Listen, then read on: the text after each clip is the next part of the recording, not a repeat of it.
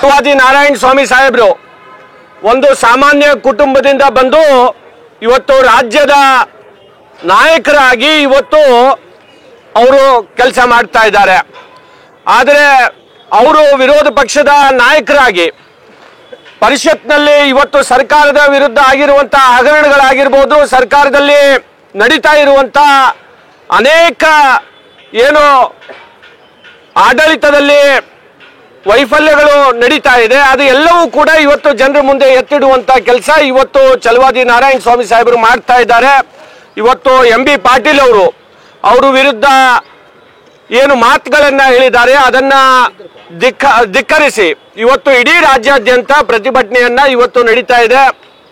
ಇದನ್ನ ಅವರು ಕ್ಷಮೆಯನ್ನ ಕೇಳಿ ಸಚಿವರು ತಕ್ಷಣದಲ್ಲಿ ನಾರಾಯಣ ಸ್ವಾಮಿ ಸಾಹೇಬರನ್ನ ಕ್ಷಮೆಯನ್ನ ಕೇಳಿ ಇವತ್ತು ಅವರು ಕೇಳಬೇಕು ಅಂತ ಹೇಳಿ ನಾವು ಆಗ್ರಹಿಸಿ ಇವತ್ತು ಈ ಪ್ರತಿಭಟನೆಯನ್ನ ಮಾಡ್ತಾ ಇದ್ದೇವೆ.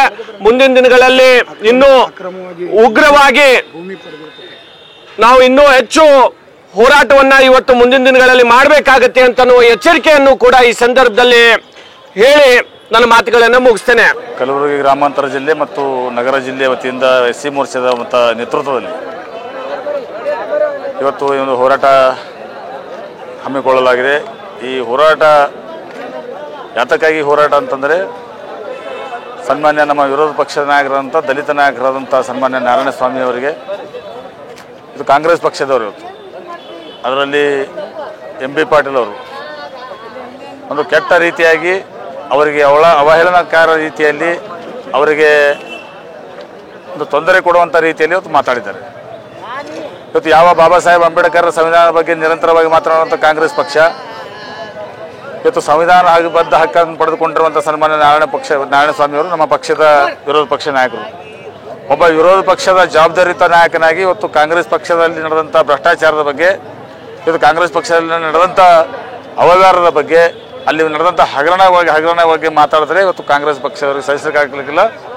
ಅದಕ್ಕೆ ಇವತ್ತು ನಾರಾಯಣ ಸ್ವಾಮಿ ಅವರ ತೇಜೋವಧಿ ಮಾಡುವ ಒಂದು ಮಾತುಗಳನ್ನು ಇವತ್ತು ಅತ್ಯಂತ ಕೆಟ್ಟ ಪದಗಳನ್ನು ಬಳಸುವ ಮುಖಾಂತರ ಇವತ್ತು ಟೀಕೆ ಮಾಡಿದ್ದಾರೆ. ಅದು ಭಾರತೀಯ ಜನತಾ ಪಕ್ಷ ಕಲಬುರಗಿ ಮಹಾನಗರ ಜಿಲ್ಲೆ ಮತ್ತು ಗ್ರಾಮಾಂತರ ಜಿಲ್ಲೆಯ ನಮ್ಮೆಲ್ಲ ಪಕ್ಷದ ಮುಖಂಡರು ಮತ್ತು ಶಾಸಕರು, ಮಾಜಿ ಶಾಸಕರ ನೇತೃತ್ವದಲ್ಲಿ ಅವರ ಈ ಮಾತುಗಳನ್ನು ನಾವು ಖಂಡಿಸ್ತೀವಿ. ನಾವು ಸನ್ಮಾನ್ಯ ನಮ್ಮ MB ಪಾಟೀಲ್ ಅವರು ಶೀಘ್ರವಾಗಿ ಈ ಕರ್ನಾಟಕ ರಾಜ್ಯದ 6 ಕೋಟಿ ಜನರ ಕ್ಷಮೆಯನ್ನು ಯಾಚಿಸಬೇಕು ಮತ್ತು ತಮ್ಮ ಸ್ಥಾನಕ್ಕೆ ರಾಜೀನಾಮೆಯನ್ನು ನೀಡಬೇಕಂತ ಒತ್ತಾಯ ಇವತ್ತು ನಾವು ಮಾಡಿ ಈ ಒಂದು ಪ್ರತಿಭಟನೆ ಮಾಡಿದ್ದೀವಿ.